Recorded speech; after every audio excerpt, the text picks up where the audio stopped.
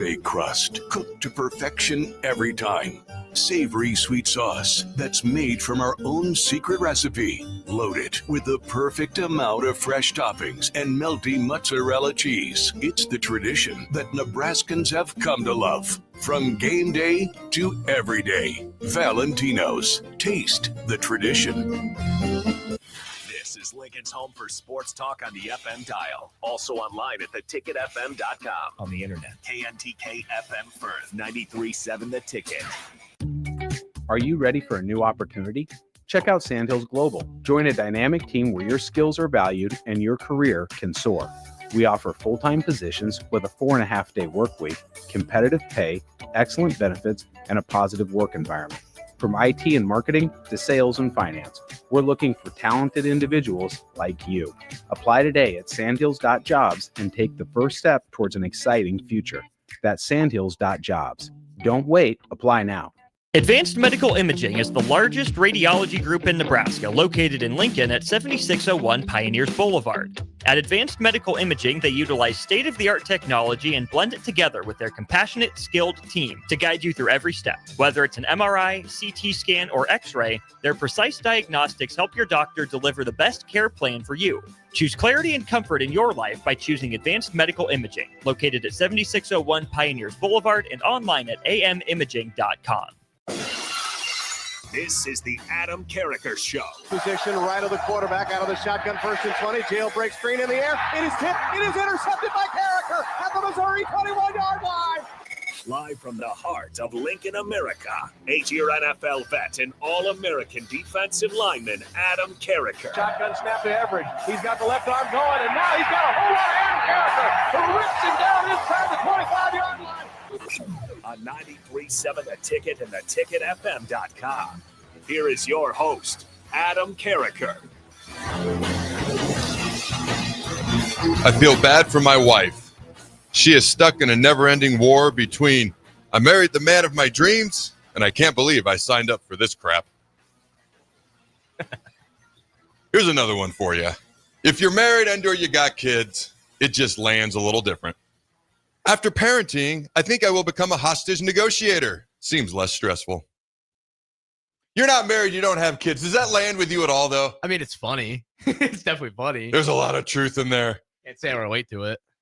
Is it a bad sign that my wife sent me the first one? Is that a good or a bad sign?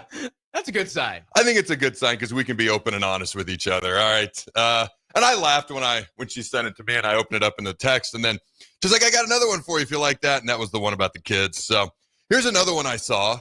Nothing to do with being married and or kids specifically, just life in general.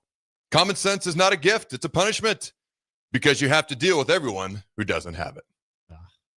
Who was it that said common sense ain't so common? I forget who that was. I heard that somewhere, but I thought it was interesting. All right, ladies and gentlemen, welcome in to a loaded edition, yet again, the loaded show, loaded edition of the Adam Carriker Show. We got so much to talk about. Like, you hit that time of year. There's still some stuff going on Husker sports-wise, track and field. And actually, we have a swimmer who set a record. So there's still some things going on, but the amount of things going on is significantly less. So it's like, oh, what do you talk about? What do you talk about? No. Like, I have 1, 2, 3, 4, 5, 6, 7, 8, 9, 10, 11, 12, 13 tabs open on my laptop. I've got over 20 screenshots and then a whole bunch of notes. Like, Jackson, I am never short for things to talk about. It's amazing. It's a good thing, though. Oh, my gosh. Great thing. It is a great thing. The amount of things that I find interesting, hopefully, the fine folks out there find some of it interesting as well. I think you will. Nebraska ranked already? All right. Should we be concerned about recruiting at all? There's an article, and it makes some fair points. Okay. We're way early in this recruiting cycle, by the way. But it makes some fair points. The title is Big Ten Football Recruiting Rankings for the Class of 2026. And then it just says Nebraska faces uphill climb. There's 18 schools that it goes through, and we're the only one in the headline. And so I went through and I read it, and it makes some fair points. June is a huge month of recruiting. July, I mean, we got a ton of time. We got a ton of guys coming in. We got the 7-on-7 going on tomorrow. If you just freeze frame right now, It's a fair point. Uphill climb. Yeah. But good thing time doesn't stop now. And Matt Rule's long-term vision for recruiting for Nebraska in general, including this year, does not get freeze frame and or stopped right now. But if you take a freeze frame right now, the article's fair. Okay, some of the things they point out. Good thing we've got big-time plans Matt Rule does for his recruiting strategy going forward. But we're going to talk about that a little bit because I've called it what I called a swing for the fences approach. I got no problem with that. I several times in my life, I've had to make a decision. Do I take the conservative route, ergo the safe route, or do I swing for the fences knowing it's going to either hit big or it's going to fall flat? I can honestly say every single time I've always been I'd rather fail of my own accord than cheat. I'll share the story one day about how I seriously thought about steroids at one point, and I had the number. I was going to make the call. I did not. I threw the paper away with the number on it, and I said I'd rather succeed or fail of my own accord. There's been multiple times in my life where I've said, I'm going to swing for the fences. And if it succeeds, oh, awesome. If it doesn't, that sucks, but I can live with that. And there's nothing wrong with taking the safe route, to be clear. It depends on what the situation is. That's me. And this is a swing for the fences approach that Matt Rule's taking. And he's got to do what he believes is best. He's talked about can't serve two masters, can't do what people telling me I need to do, yet not do what I think is best, because sometimes they're not one and the same. And at the end of the day, if you don't win football games, he talked about they've asked some previous coaches to leave, and his true goal is to win football games, at the end of the day. All right, and we have a major award winner. All right, incoming Nebraska baseball player wins a major award as well. We got some clips. I bombarded poor Jake. He's flying back from Chicago, and I see all these clips last night. And I send him 3 at 10, thinking he's back in Lincoln, going to be here today. By the way, glad you're back again. Yes, of course. All right. And so he gets all these clips, because this is when I come across them at 10 at night. He texts me this morning, I can't wait to be back in studio tomorrow. And I'm like, tomorrow? Did you mean to send this last night and it just went through today? He goes, no, I'm flying back from Chicago. So I called you. Yeah. I'm like, who am I doing the show with? So anyways, we got some clips, 2 Trey Taylor clips. You're going to love this kid. All right, a clip of Josh Pay. I referenced him the other day. He is of the same mindset and accord of Joel Klatt when it comes to college football playoff. Don't worry, we're not going to do a whole hour plus on the playoff again today, but this is something that has enamored me since I was a kid. And he has a take, and he agrees with Joel, and Joel agrees with me, because obviously Joel listens to me every day. He takes notes, and then he does his show based off what I say, and then Josh listens to Joel. That's just how this chain of thing works, But we're going to play that a little bit later. And Josh actually has this crazy idea. I shouldn't call it crazy. It is the only place I've heard it has come from Josh Pate's show. I'll put it that way. Of committees within conferences. Committees within conferences. And at first I'm like, no. I want no more committees. No. I realize we can't get rid of them, but minimize them as much as humanly possible. And then he made a case on how we preserve the non-conference schedule and keep it important.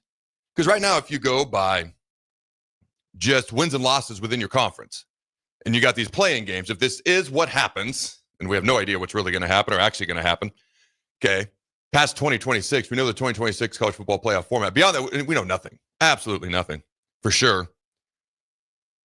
And I was like, well, what if we never come to a consensus? What happens? Do we just go to 12 teams?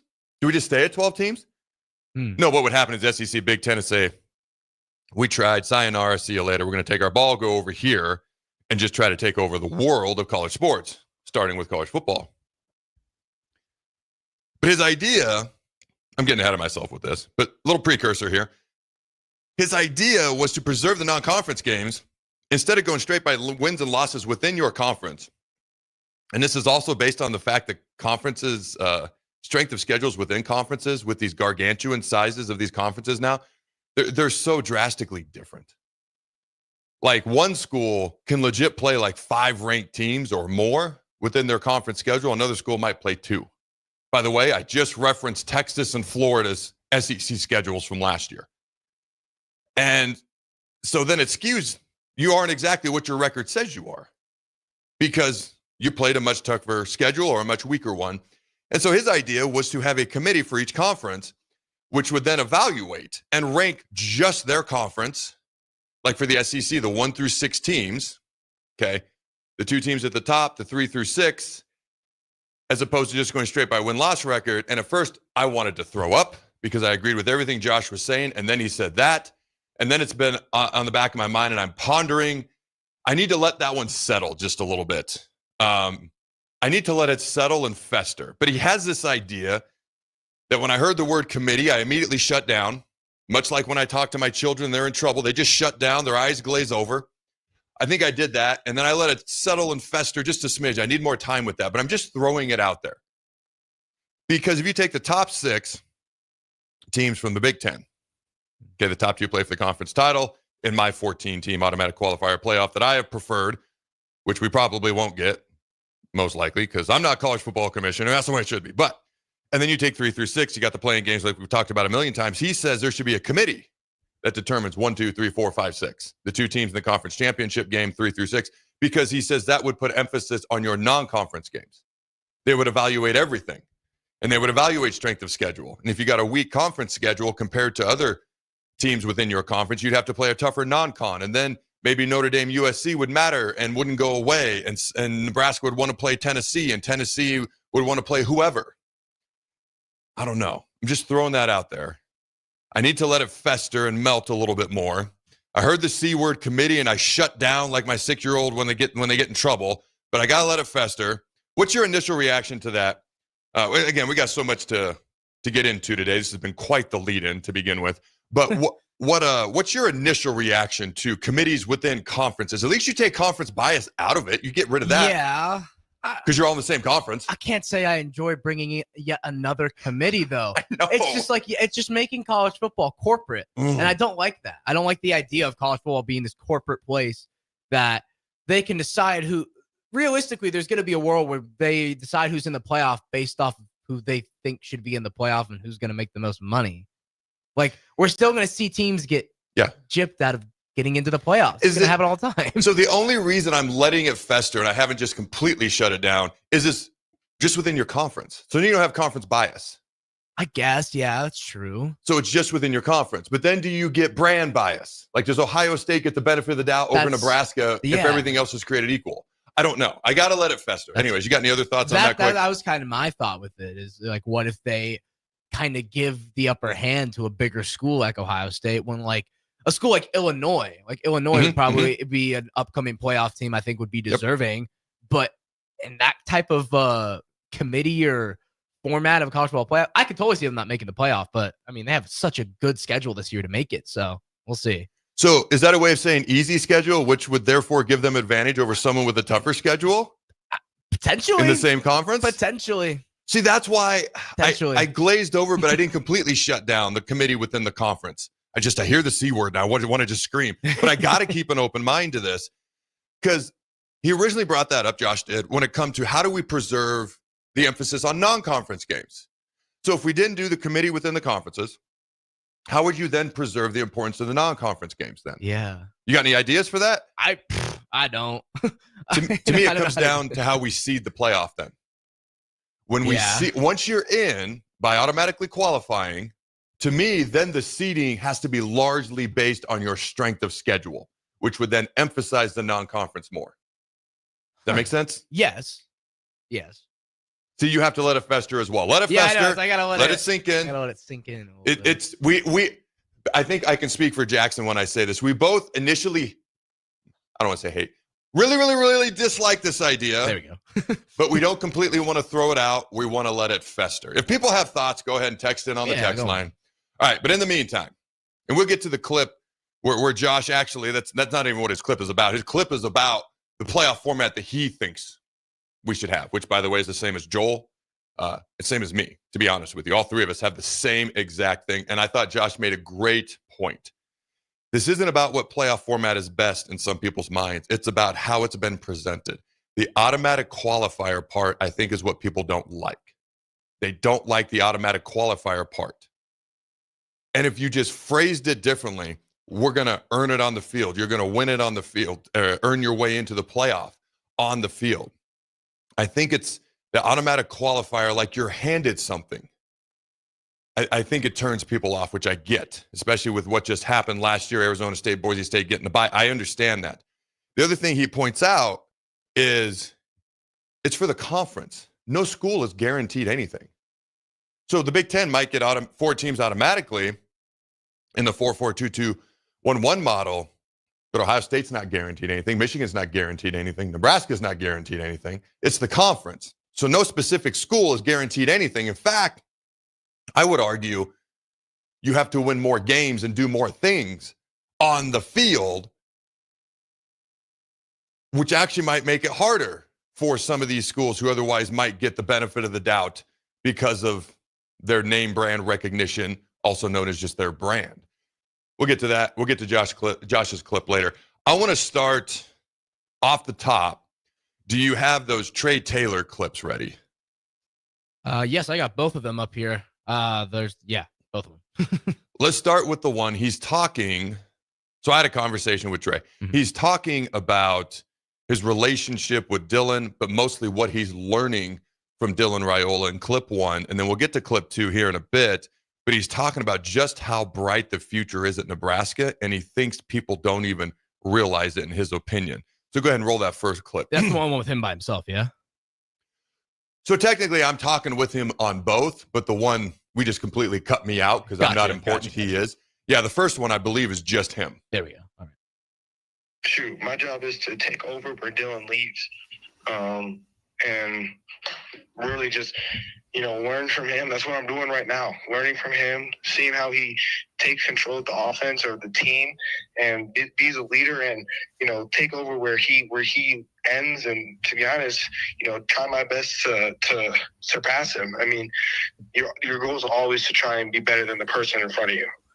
And that's just the way life is, to be honest. So for Dylan to be able to teaching me and helping me right now is huge. And, really, I think he's going to do huge things while he's here. I think that, honestly, Nebraska football is in great hands. And I feel like there's a lot more positive coming than people really imagine or can see. So when you initially hear that clip, I think you just heard it for the first time this morning. Okay. Yes. What's your reaction? What are your thoughts? It's great to hear that like Dylan's already kind of mentoring Trey Taylor in a way, and Trey Taylor isn't even on campus yet. That just kind of one that shows me the type of leader that Raiola is already as a sophomore. Mm-hmm. So that's just really cool to see, and it also just really shows me that Trey Taylor is really committed to Nebraska, and kind of shows like I'm here to step into a big shoes to fill with Dylan, and obviously Dylan's mentoring Trey Taylor. I just think it's a great thing to hear from the source, Mr. Trey Taylor. So, yeah. No, I completely agree with you. Talking about his commitment to Nebraska, I asked him later on, I said, what do you tell other coaches who are still recruiting you? Because, of course, they're still going to try to recruit him. And he said, hey, you want to keep chatting? You want to keep talking? No problem. Okay. And he talked, later on down the road, if he wants to get into coaching one day, if he wants to do something else whenever his playing days are done, it's about who you know. So that's a fair point, building relationships, just kind of keeping that in mind. But he's like, I'm not taking any other visits. I'm not doing anything like that. Basically there's a line drawn. Okay. Yeah. Like I'm not going to go beyond this line because I am committed over here being Nebraska. My reaction to that clip, as soon as he said it, I wrote down a note, must clip this. And I kind of wrote down, it was around the, whatever it was, 5-minute mark or whatever. We went back and clipped it. I love several things. To your point, the mentoring of Dylan with Trey. Now, Trey won't be here for 2 more years. That would be after Dylan's junior year. Okay. So there's a lot of time for mentorship and leadership and relationships to develop. I also love the competition aspect of it because he talks about, and why would he see it any other way? He talks about, when I come here, it is my job to take over for Dylan. There's other quarterbacks in that quarterback room, okay? Marcos Davilla, there's Jalen, but Jalen's going to be gone after this year. You got TJ Lateef, who's physically talented. You've got Dayton coming in. I mean, you've got other quarterbacks that are going to be here. And when Trey said that, there's nothing disrespectful about it. It's a competition mindset. And why would you take any other approach to it? And I love that. That's one of the reasons it stuck out to me. I remember someone told me a story of when Lawrence Phillips was taking his visit. You got to keep in mind, this is in the 90s. Oh, yeah. This is when you've got, to say the running back room at Nebraska was loaded would be an absurd understatement. This is maybe the most loaded running back room in the country. He's sitting down, he's chatting with one of the coaches, and the coaches show him the depth chart for the running back room. And they go, when you come in next year, where do you see yourself? He put his name right at the top. Right at the top. And I think I heard that when I was on campus. I heard it one time and it stuck with me for years because my initial thought was, whoa, that takes a lot of confidence. My other thought was, why would he see it any other way? Like, I see myself as a guy who's competing for a starting spot. So I love that. Competition. You want competition within the offensive line, within the defensive line, I'll be honest, when we scrimmaged, offense versus defense, there was competition between the offensive and defensive coaches. There was no animosity. There was competition. And so you want that everywhere you go. So I love that. I love the mentorship of Dylan. I love the competitive mindset and the approach that he's taken. Okay, anything else you got from that clip real quick? And then we can go ahead and roll the other one as well.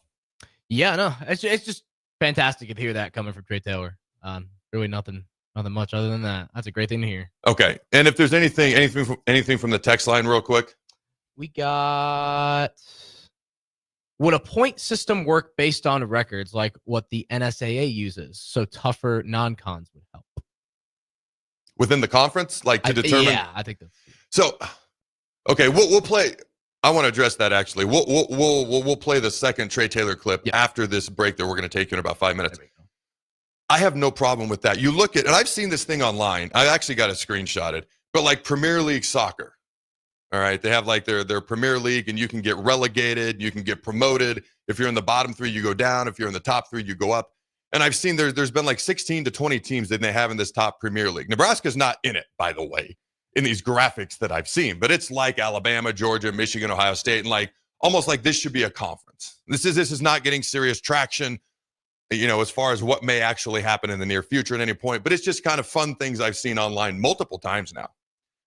Okay. And so when you talk about things like that, a lot of that's based off of a point system. If you know much about soccer, I'm not a soccer expert, but I know enough to know that you can, if you're in the top two, I think, or three, you get moved up to the next league. If you're in the bottom three, you get relegated down or whatever it's called. I know enough to know that. And that's based on a point system. And so for me, I would not hate a point system at all. Then the problem becomes, how do we do the point system? And if you think back to the BCS, people hated how the computers were set up. And then you've got that issue. Does that make sense? Like, I love the idea of taking it out of the committee's hands, or a committee or a subcommittee within conferences, and trying to figure out another way to do it. I love everything about the 14-team automatic qualifier model, except how do we keep the non-conference as important as humanly possible without having to go to subcommittees, which is why it's still in the back of my mind, although I want to boot it out. You got any ideas? I don't hate the point system, but then I remember the BCS. People hated the computer side of the BCS, if anybody remembers that. And I think we'd run into that with however the point system is set up. So people aren't going to like it. I feel like with every new idea that keeps popping up, there is always something that we run into that's like, okay, well, this leads to that. Like with the point system, it kind of reverts back to that, kind of like the way the BCS was. I don't know. This is why. I don't know if people can understand.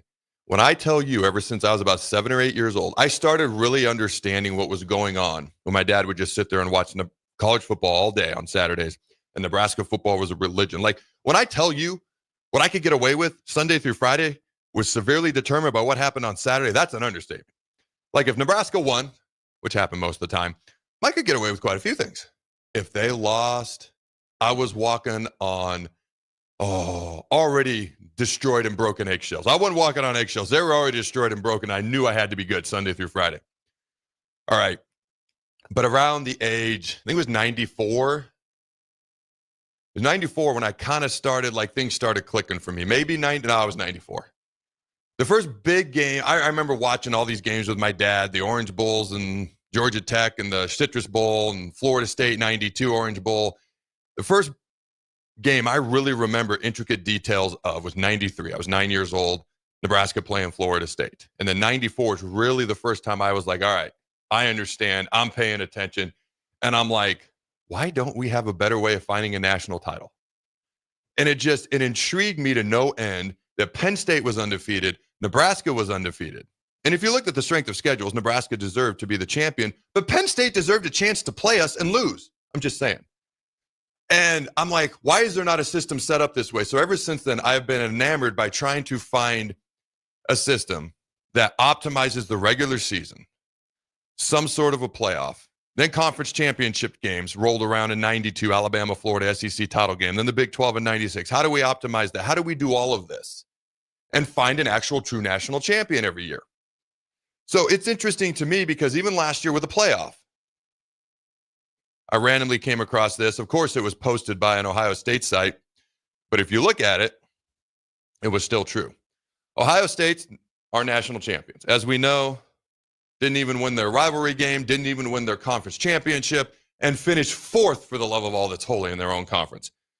But if you look at the final eight teams as they were ranked in the country, okay, this is from an Ohio State site. Ohio State beat all of these teams. Ohio State is the most deserving champion in the history of college football. Again, I am not saying that. I'm reading it directly. They've beaten every single team in the top 8 of the final rankings except Georgia, and they did it with an average margin of victory of 15.5 points. Ryan Day rewrote the narrative, and he's a legend. So if you look at the final 8, they beat Oregon, number 1 at the time. All right, number 2, Georgia. I'm sorry, not number 2, Georgia. Number 3, Texas. Number 4, Penn State. Number 5, Notre Dame. Number 7, Tennessee. Number 8, Indiana. And I'm just like, they did beat all those teams. Everyone in the top 8 except obviously themselves and Georgia. And I'm just like, oh, how do you deny that team? No. You want to know why? Because we have devalued the regular season and placed an emphasis on getting hot at the right time. And they maybe the hottest team in the history of college football at the most exact right time. They didn't just win. They blew teams off the field that were really good. The only team that made it interesting at all was Notre Dame. At all. Yeah, that's fair. After the Michigan game. Yet they finished 4th in the Big Ten. So it to me, it's like, yeah, okay. They destroyed all these teams, beat them soundly. But we have devalued the regular season. How do you do all these things? That's why it's always been so enamoring to me. When it comes to the non-conference games, my thought would be to heavily put emphasis on strength of schedule when it came to seeding once teams have qualified in. I just want to avoid extra committees as much as possible. All right, we'll play that Trey Taylor clip when we come back. Psst. You know what's better than waking up early to go to the airport? Sleeping in. Lucky for you, the lines at the Lincoln Airport are so short and our service is so fast. You won't need to sacrifice precious beauty sleep to get here hours before your flight. So, go ahead. Sleep in. You deserve it. And choose the airport that helps you relax. LNK. Make flying easy. Saturday. Eagle Raceway is open for a full season of dirt track racing action every Saturday night. Don't miss the epic battles on the high banks of Eagle Raceway each Saturday between the Nebraska Septic Sprint Cars, Nebraska Lottery Modifieds, Avid Realty Sport Mods, Valentino's Hobby Stocks, and A1 Iron Stock Cars. Let's go racing. Eagle Raceway, just 10 miles east of Lincoln on O Street. Check out the full schedule at eagleraceway.com. 93.7 The Ticket, Fox, KFXL weather. Brought to you by Bryant Air Conditioning, Heating, Electrical, and Plumbing. The Lincoln forecast for today, we'll see a chance of showers throughout the day. Otherwise, mainly cloudy skies with light winds and a high near 74. Tonight, scattered showers likely with a low near 59. Tomorrow, a continued chance of scattered showers. Otherwise, mainly cloudy with light winds and a high near 77. I'm meteorologist Kyle Becker for 93.7 The Ticket and theticketfm.com. Advanced Medical Imaging is the largest radiology group in Nebraska, located in Lincoln at 7601 Pioneers Boulevard. At Advanced Medical Imaging, they utilize state-of-the-art technology and blend it together with their compassionate, skilled team to guide you through every step. Whether it's an MRI, CT scan, or X-ray, their precise diagnostics help your doctor deliver the best care plan for you. Choose clarity and comfort in your life by choosing Advanced Medical Imaging, located at 7601 Pioneers Boulevard and online at amimaging.com. Play ball! Ready for summer fun and ballpark vibes? Bring your pack to Haymarket Park for a thrilling season of Lincoln Salt Dogs baseball and unleash the fun. From May through August, the Lincoln Salt Dogs will be playing and the park will be popping with all the food, drinks, and fun you need for the perfect night out. Grab your friends, family, and coworkers and make plans now. Visit saltdogs.com to secure your tickets. Come on out to the park and unleash the fun. Are you buying a home? Westgate Bank understands that you need to make important decisions during your home buying journey. Our local lenders in Lincoln and Omaha make themselves available so you can get the information you need to know. Use our mobile mortgage app to manage your transaction from pre-qualification to closing, no matter where you are. Get the service and convenience you want from a local community bank where our interest is you. Learn more and visit us online at westgate.bank. Westgate Bank, equal housing lender, member FDIC. Father's Day is coming soon, and you know what that means. Backyard parties and lots of grilling. You know what's more embarrassing than an overcooked piece of meat? A dirty, disgusting, and grimy grill. Let the pros at Husker Grill Cleaning keep you ready all grilling season. They'll take your grill apart piece by piece, scrub every inch, and reassemble it so your grill can look and perform its best. Visit their website, huskergrillcleaning.com today to schedule your appointment. Husker Grill Cleaning, serving Lincoln, Omaha, Malcolm, and more. Hello. Angela, we have to break up. But why? Because you're a robot and I'm just a guy trying to get better internet. It's Aloe Fiber, isn't it? I always knew you wanted faster speeds. My contract isn't good enough for you. Face it, Angela, they let me talk to real people. Press 4 to break my heart. Oh wait, you already did. Visit aloefiber.com to switch today. Schweizo Construction is now hiring for skilled craftsmen, steel erectors, concrete workers, and general laborers. Schweizo Construction offers great benefits like premium wages, health and dental insurance, paid holidays and vacation, 401k with company match, life insurance, and disability insurance. They pride themselves on a legacy of 40 years built on integrity and trust. Joining their team means becoming part of a family that values hard work, dedication, and mutual respect. Apply today at schweizo.com. That's schweisow.com.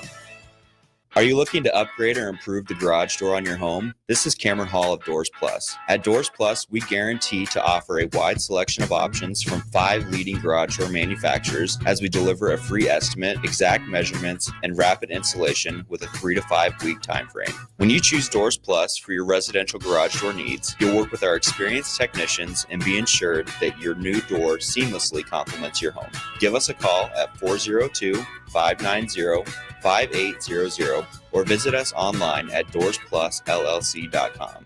Doors Plus, garage doors, and more. Country music star Rodney Atkins will be performing at the Icebox on Friday, June 20th. Tickets start at $30 and doors open at 7 p.m. The capacity is only 3,000, so don't wait. Buy your tickets at LincolnStars.com today before it sells out. 93.7 The Ticket is proud to provide listeners with daily opportunities to win contests and prizes on our airwaves, and would like to take this opportunity to remind you of a couple rules. All participants must be 21 or older and must wait 30 days after winning a prize to participate in another contest. Once you win, you have 30 days to pick up your prize at the KNTK Studios, 1040 O Street in Lincoln, or your prize will be forfeited. Thank you for participating in our contest, and thank you for listening to 93.7 The Ticket.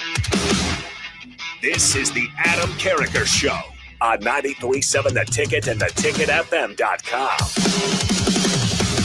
Every team lifts, every team trains, every team conditions, every team prepares. It's not that you do those things. It's at what standards you do those things that matter the most. All right, ladies and gentlemen, welcome back to the Adam Carriker Show. My enamoration, don't know if that's a word, but it is now, at least for the past 5 seconds. It was my enamoration of the college football playoff and how it could potentially be structured has been well noted ever since I was 9 years old. So we'll get back to that later in the show. We will play that Trey Taylor clip here in a second, but you had some stuff off the textual line. What you got there, Jackson? Yeah. Earthquake Glue back again says, in fairness, Texas was inside of the Ohio State University's 10-yard line down 7 late before Ohio State had the sack/strip return for a touchdown. That's a good point. Facts. Forgot about that. Facks. The fact is they still won by 2 touchdowns. This is a very he makes a great point. Jack Sawyer, right? Yeah, the strip sack fumble return for a touchdown on his former roommate known as Quinn Ewers. So, yeah, he makes a great point. That could have gone a different way. It didn't. And then we got, why not play a play-in game for bubble playoff teams when the best teams are playing an extra game for their conference championship? So hold on. Repeat that. Why not play a play-in game for bubble playoff teams when the best teams are playing an extra game for their conference championship. Isn't that the model we've discussed? That's what I thought, like with the play-ins. Yeah. So just to be clear, the model that we've discussed, all right, ACC Big 12, 1 seed plays 4, winner in, loser out. 2 seed plays host, 3 seed, winner in, loser out. That's ACC Big 12. Big 10 SEC, they would have 6 teams vying for 4 spots. The top 2 would play in a actual conference title game. The winner in my 14-team automatic qualifier model would get probably one of the top 2 overall seeds in a first-round bye. So winning conference title is actually a good thing. It's something that you want. The loser's still in, but you don't know where you're going to be seated. And then 3 would host 6, winner in, loser out. 4 would host 5, winner in, loser out. That's the model that we've discussed. Now, if he's referencing something different, let me know. Maybe that's what he was talking about. Yeah, let us know. And then we have Dave Nebraska. And he said, like clarifying the soccer talk we were talking about. He said, in soccer, the bottom 3 move down in each division. Okay. Then from the division below, the top 2 move up. And then the next 4 do a playoff for that 3rd spot to move up. Okay. I like that. I don't hate that. I don't hate the idea of promotion and I think it's relegation when you go down. I could be wrong. I hope I'm saying that right. Soccer lingo. My wife would know in a heartbeat. I have no problem with that. No. I mean, what if the top 3 G5 schools every year replaced like the 3 worst Power 4 schools every year? I mean, I'm just saying we could go all sorts of sideways till Sunday with this thing. I'm all for competition and things of that nature. So I'm good with whatever. I don't hate that idea. Appreciate the clarification. All right. The Trey Taylor clip. You got it ready, my friend? It is ready to go. So he is very high on Nebraska, obviously strongly committed. Made that clear several times. He's out here peer recruiting. Big week, big weekend, big day tomorrow for recruiting, peer recruiting. Trey Taylor is out here doing his thing. He is very high, very optimistic. Very high, very optimistic on the potential big-time future of Nebraska football. Go ahead and roll it. So you talk about a lot more positive things coming beyond even what people can see. What makes you feel that way and so confident that way? Because obviously we love to hear that, but what makes you feel that way? I mean, I'm around it to see what's coming in the near future. I've been who they're getting on recruits, and Dylan is progressing, and you know, how much everything is just really coming together. And like people say, I mean, Coach Rule, it's his 3rd year, and this is really his team. And all the kids he wants here. So you just see. So the audio kind of went out there at the end. All right. What are your thoughts when you hear that, Jackson? I think he makes a great point. Like, this is Matt Rule's team. I think a lot of people kind of like have forgotten about that. We talk a lot about year 3 Matt Rule because obviously at his past 2 stops in college football, that's been like the year that he truly flips the script on the rebuild per se. But like here, it's felt different because he's like, I'm not like year 3 is just the beginning. Like he plans to be here for a very long time, and I totally back and believe him, whatever you want to call it. But yeah, this is his own team now. Like when he first got here, okay, he's got some guys that he did not recruit. He's able to do some stuff in the portal, but now he's like really got a good amount of, you know, underclassmen that he's recruited himself. He's got a lot of transfers that he's brought in himself with his staff. So this is really his team going into year 3. It feels like from year 1 to year 2, now going into year 3, it really feels like this is a Matt Rule-led program. So I agree with you. So before, I've got a list of things here that I'm going to go down as to why I agree with Trey. But we always try to look at the whole picture, not just the corner of the picture that we like or that looks the best. So before I go down this list, I'm just going to throw out a couple of other things real quick, just to keep the full scope of things, keep things in full perspective. I'm drinking the Kool-Aid just like anyone else. I'm sipping it right now. I'm waiting to down it, but I'm sipping it right now. So just keep in mind, the Big Ten's a little bit different than the AAC. And with all due respect to the Big 12, even when Texas and Oklahoma were in it, it's a little bit different. College football is insanely different, all right, than it was just 5 years ago. And obviously Rule was out of it for a little bit with Carolina, not a long time. At his other stops, he played younger players a little bit more than he did here. And so they had that experience by year 3. Now, when you got guys like Ty and Nash and some of these other guys, you're going to play them, okay? But for me, I just try to keep everything in mind. Not everything is cookie cutter the exact same. Why do I agree with Trey, though, as an overall whole? It is year 2 for Dylan. When I chatted with Grant and Wickstrom, I think it was January, February, he said, your year 1 to year 2 in college is usually the year you make the biggest leap because you now know the schedule, you know what's expected, you know what college life is like, you're settled in, you got to know people, you know the expectations, you know the routine. Like now, instead of learning everything, you know all the expectations. Now you're just getting better. I'll tell you right now, my biggest jump was year 1 to year 2 for me personally. As a true freshman to a redshirt freshman, Adam Carriker on the football field was a completely different person. All right, so I can personally relate to that as well. Grant said that's how he felt. And so it's fair to expect, like, when I look at the team as a whole, I want steady progress in the right direction. I think when you look at Dylan, I think I haven't used the word jump for me at all this offseason. I brought it up because Rules brought it up and because other people bring it up as well. I've never used the word jump when it comes to any particular player or this team. I just want us to see us going in the right direction. Like if we seriously finished the year 8-4 and went to an even better bowl game next year, hopefully win the bowl game, but just start with that, I'd say it's a success. Let's keep going in the right direction. I'd be okay with that. Because of some of the things that I outlined, they're a little bit different. As long as we're going in the right direction, we're going to get there. If we get a jump, oh God, that'd be great. The one person I look at and I'm like, it's reasonable to expect a jump is Dylan. It's reasonable to expect a jump because the talent is there, the ability is there, the expectations have been there. But I've been the guy kind of pulling certain folks back. No, he's a teenager. No, he's a true freshman. No, you can't speed up the clock. He's got to go through the process. Like, well, now he's been through a good portion of the process. Again, let me repeat. Played more snaps, threw more passes than any other true freshman quarterback in the entire country last year.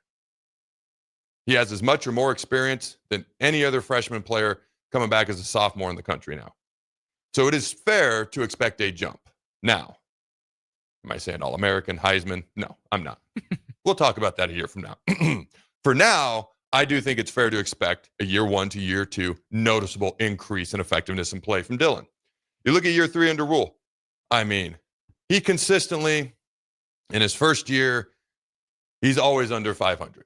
Consistent everywhere he goes. In fact, he was closer to being 500 here than he was at Temple and Baylor combined. Right? He had 5 wins his first year here. He had 3 combined at Temple and Baylor. So he had a better starting position here than he did at his previous spots. Year 2, everywhere he goes, they're about 6 wins, 7 wins, go to a bowl game, win a bowl game, did it here again. All right, year 3 is when a coach truly has his players, his culture. When Mike Eckler got here, the first thing he talked about, and some people are just worn out on the word culture. That is, to me, the C word is committee. To other people, it's culture because they're so sick and tired of hearing about it. And we frankly have not seen it come to fruition at Nebraska in far too long. But he's like, man, there is a culture here. Like that was the first thing he said. There is a culture here. Like there is leadership, there is culture, there is accountability, there is all these things.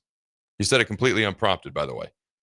So when you look at Matt Rule, again, every guy he's coached has been his player in some way, shape, or form. But every guy that's playing this year are truly his guys, his players from day one since he's been here. They've been here, and some guys are coming through the transfer portal, whatever their day one was, but they're here because Rule chose them to be here, if that makes sense. Every guy he's coached has been a Matt Rule guy, at least to a degree, but he chose these guys to be here specifically. Not an indictment on anyone from the past, more just a statement of fact on what's going on right now and heading into the future. And so that year 3 is where he typically makes his biggest and noticeable improvement. Now, when you look at this team specifically, other Big Ten coaches have pointed out some of the offseason moves. Dana Holgorsen is the OC, is going to be a big step in the right direction, especially having a full offseason to work with the offense, not just, come in here for a bye week and we'll name you the OC right before the USC game, and kind of figure it out as we go along the last month of the year. Got a full offseason. Eckler at special teams is going to be a big-time upgrade. I think defense, I think it's fair to expect them to look relatively similar. There's probably going to be some variation or differences. But for me, you look at the upgrades in the coaching staff, you look at the roster. I didn't say this first. It was the anonymous Big Ten coach that we talked about the other day. said this may be the most talented roster Nebraska's had in quite a while. Like, you look at it on paper. Yeah. I would agree with that. 1,000%. Are there question marks still? Yeah, absolutely. As far as pure talent, athleticism, and I've used the word explosiveness to describe the second level of our defense, which has always been weird to me, but they are just explosive. Like, on paper, the most talented roster we've had in a while. I have schedule written down here. If you noticed, I took a deep sigh because we know how the schedule talk went last offseason. Again, I'll point it out again. Who would have ever thought Indiana would be Indiana, Illinois would be Illinois, and then Wisconsin and Iowa would be struggling the way they would at the end? You look at this year's schedule, I do think right now, the way it appears, it's a little bit more daunting than last year, but it is not a murderer's row schedule. There are very winnable games on there. We'll see what actually happens and who these teams actually are when they roll out on the field. Starting with Cincinnati, game one. This is a team that's going to look incredibly different than they did a year ago. We're going to look a lot different than we did a year ago. Don't forget, top 20 recruiting class signed last December, top 5 transfer portal class we have here at Nebraska. I look at the schedule. We don't know exactly how difficult or not difficult it's going to be. But when I look at it, I can say this. It's not full of cupcakes. It's not a bakery. It's also not a murderer's row. And so, ergo, it should be manageable for a team with good talent and good coaching. And we'll see what manageable comes out to be. 7 wins, 9, 8, 10, hopefully not 6. We don't know. For me, it's somewhere, probably realistically, somewhere between 7 and 9 wins. All right. Ladies and gentlemen, is there anything off the text line? There is not. There is not. So if you got thoughts on what I just said, Jackson had to say, go ahead, text in your responses. Let us know. Don't go anywhere. We'll be right back. Hello. Angela, we have to break up. But why? Because you're a robot and I'm just a guy trying to get better internet. It's Aloe Fiber, isn't it? I always knew you wanted faster speeds. My contract isn't good enough for you. Face it, Angela, they let me talk to real people. Press 4 to break my heart. Oh wait, you already did. Visit aloefiber.com to switch today. At Valentino's, we're on a mission for tradition. On every slice, for every bite. Golden baked crust, cooked to perfection every time. Savory sweet sauce that's made from our own secret recipe. Loaded with the perfect amount of fresh toppings and melty mozzarella cheese. It's the tradition that Nebraskans have come to love. From game day to every day. Valentino's. Taste the tradition. Start your Sundays off right with Jeff and Nicole Essink on Fitness Fanatics. Jeff and Nicole discuss health and wellness, how to achieve fitness goals, and more through the life of gym owners and gym goers. It's Fitness Fanatics from 9 to 11 a.m. on Sundays on 93.7 The Ticket and theticketfm.com. Play ball! Ready for summer fun and ballpark vibes? Bring your pack to Haymarket Park for a thrilling season of Lincoln Salt Dogs baseball and unleash the fun. From May through August, the Lincoln Salt Dogs will be playing and the park will be popping with all the food, drinks, and fun you need for the perfect night out. Grab your friends, family, and coworkers and make plans now. Visit saltdogs.com to secure your tickets. Come on out to the park and unleash the fun. Hi, Sean Callahan here for Copple Chevrolet GMC, and they're having the biggest hail sale they've ever had. A huge opportunity is at your front door right now. Some of these cars we're fixing, some we're not, and some it's totally up to you. New Sierra starting at $15,000 off list. New Canyons at $8,500 off list. New body styles on the Acadias, $3,000 off list. You need to hurry as there's going to be a lot of people heading to Louisville. Check us out at copplecars.com. Stock numbers G121492, G187747, and G196599. I tried to hide my cigarette smoking. Then I was rushed into emergency surgery to repair the damage smoking did to my heart. It shocked everyone because they thought I was healthy. Yet because I smoked, I had a severe heart condition that nearly killed me. My tip is, you may be able to hide your smoking from the world, but you can't hide from the damage smoking does to your body. Call the Nebraska Tobacco Quit Line, 1-800-QUIT-NOW, 1-800-784-8669. Paid for by Tobacco Free Nebraska. Aired with the Nebraska Broadcasters Association and this station. Hey Husker Nation, this is Todd Euler, two-time national champion, here to talk to you about Window World Lincoln. At Window World, we specialize in replacement windows, doors, siding, and roofing. Whether you're looking to enhance the beauty of your home or increase its energy efficiency, we've got you covered. And here's the best part. We offer the best for less. Our team is dedicated to providing top quality products and exceptional service at at affordable prices. We want to earn your business and make your home improvement dreams a reality. So why wait? Contact Window World Lincoln today at 464-7313 or visit our website at windowworldlincoln.com. Window World Lincoln, where quality meets affordability. 93.7 The Ticket is your home for every Kansas City Royals baseball game. Bobby Witt Jr., Salvador Perez, Vinny Pasquantino, and the rest of the Royals attempt to make the postseason for the second season in a row. And you can hear all the action on 93.7 The Ticket and theticketfm.com. Your home for Kansas City Royals baseball. Psst. You know what's better than waking up early to go to the airport? Sleeping in. Lucky for you, the lines at the Lincoln Airport are so short and our service is so fast. You won't need to sacrifice precious beauty sleep to get here hours before your flight. So, go ahead, sleep in. You deserve it, and choose the airport that helps you relax. LNK, make flying easy. Are you ready for a new opportunity? Check out Sandhills Global. Join a dynamic team where your skills are valued and your career can soar. We offer full-time positions with a 4.5-day work week, competitive pay, excellent benefits, and a positive work environment. From IT and marketing to sales and finance, we're looking for talented individuals just like you. Apply today at sandhills.jobs and take the first step towards an exciting future. That's sandhills.jobs. Don't wait, apply now. 93.7 The Ticket is proud to provide listeners with daily opportunities to win contests and prizes on our airwaves, and would like to take this opportunity to remind you of a couple rules. All participants must be 21 or older and must wait 30 days after winning a prize to participate in another contest. Once you win, you have 30 days to pick up your prize at the KNTK Studios, 1040 O Street in Lincoln, or your prize will be forfeited. Thank you for participating in our contest, and thank you for listening to 93.7 The Ticket. This is the Adam Carriker Show on 93.7 The Ticket and theticketfm.com. Boom! Welcome back, ladies and gentlemen, to the Adam Carriker Show. We got a bit of a sports roundup before the top of the hour. Then we're going to talk about Nebraska already being ranked by some. Should we be concerned when it comes to where we currently stand, if you freeze frame it right now, in recruiting? Yes or no? And a major award was won as well. All right, let's light this Husker Sports Roundup a candle. If you didn't see this, okay, you probably did, but if you didn't, Nebraska softball star Jordy Ball is now an admiral in the Nebraska Navy.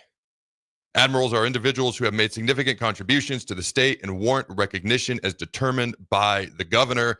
Tom Osborne is an admiral. Keisei Tominaga is an admiral as well. Well-deserved by and for Jordy Ball. Murray State, man. Murray State baseball. Since 1978, 143 NCAA baseball regional hosts have failed to win their region. 29 of those 143 teams were SEC teams. 29 of those 143 were SEC teams, and a lot, obviously, this year. Murray State is going to the Super Regionals after pulling off the victory over Ole Miss. To be clear, I did not write that tweet, so I was not taking an extra unnecessary shot at the SEC. Just happened to be in the tweet as well. All right, a couple other things here. A couple of recruiting things.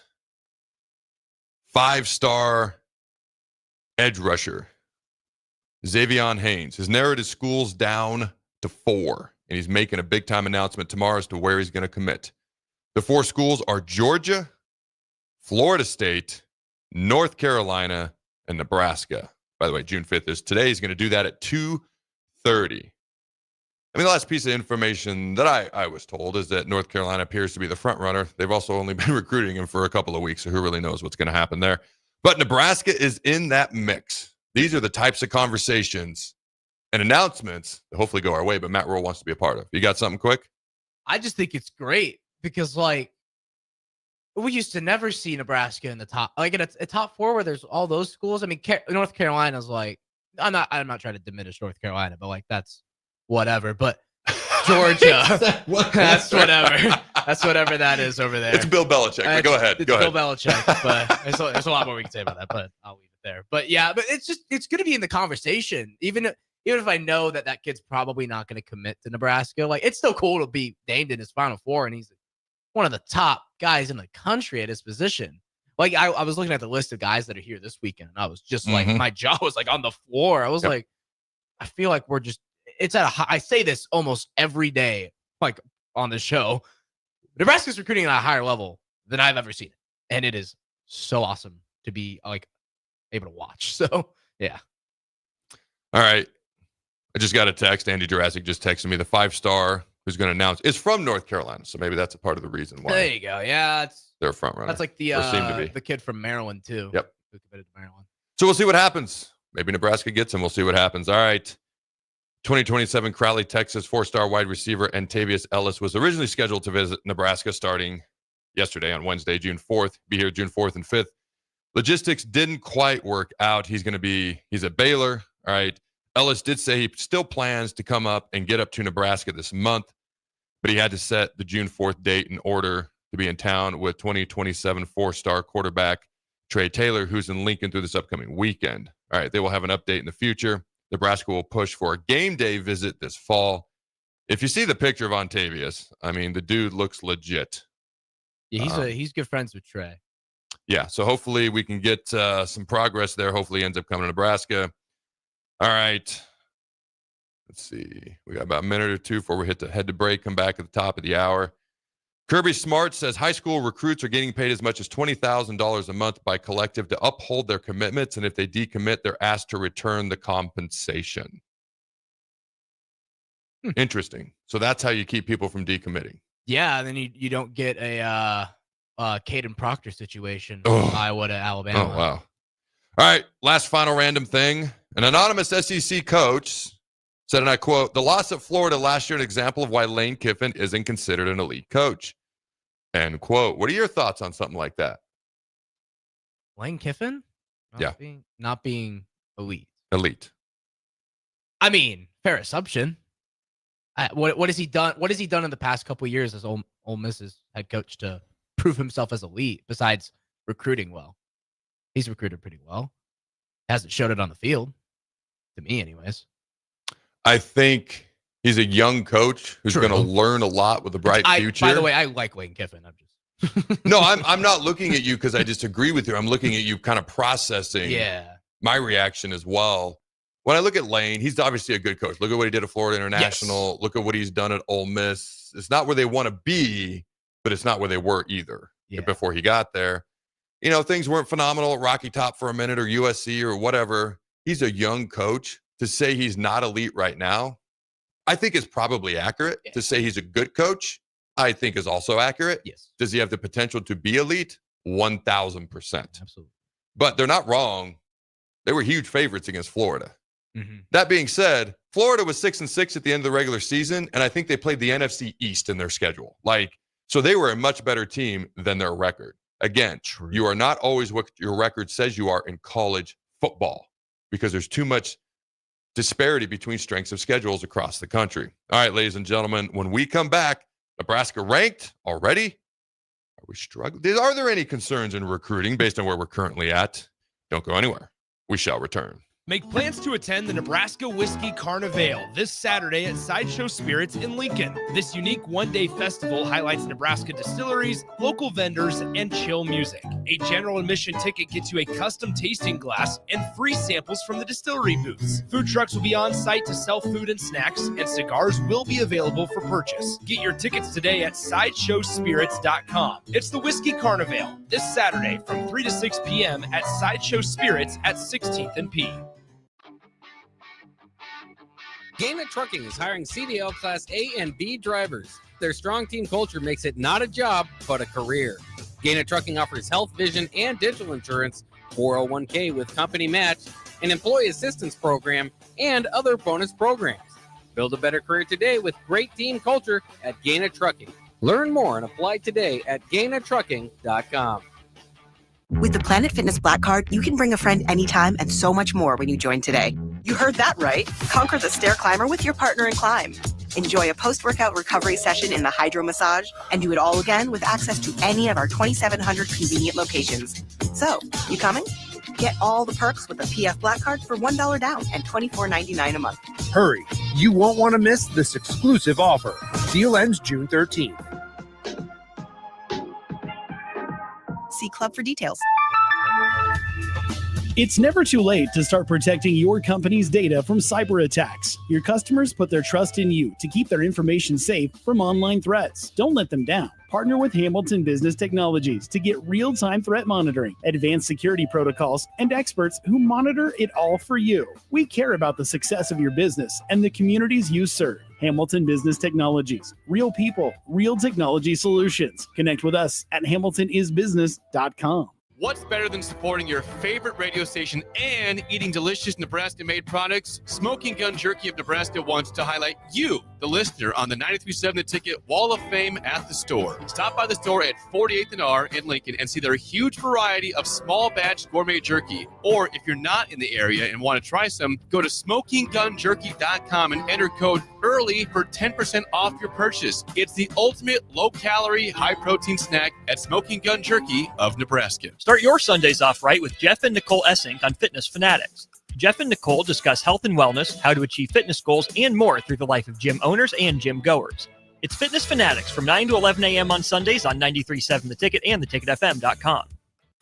This is Lincoln's home for sports talk on the FM dial. Also online at theticketfm.com. On the internet. KNTK FM Firth, 93.7 The Ticket.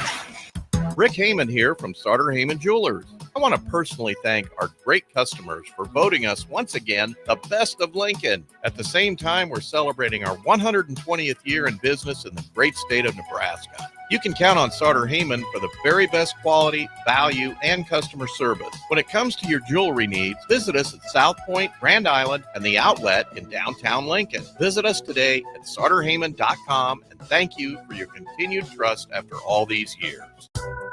Father's Day is coming soon, and you know what that means. Backyard parties and lots of grilling.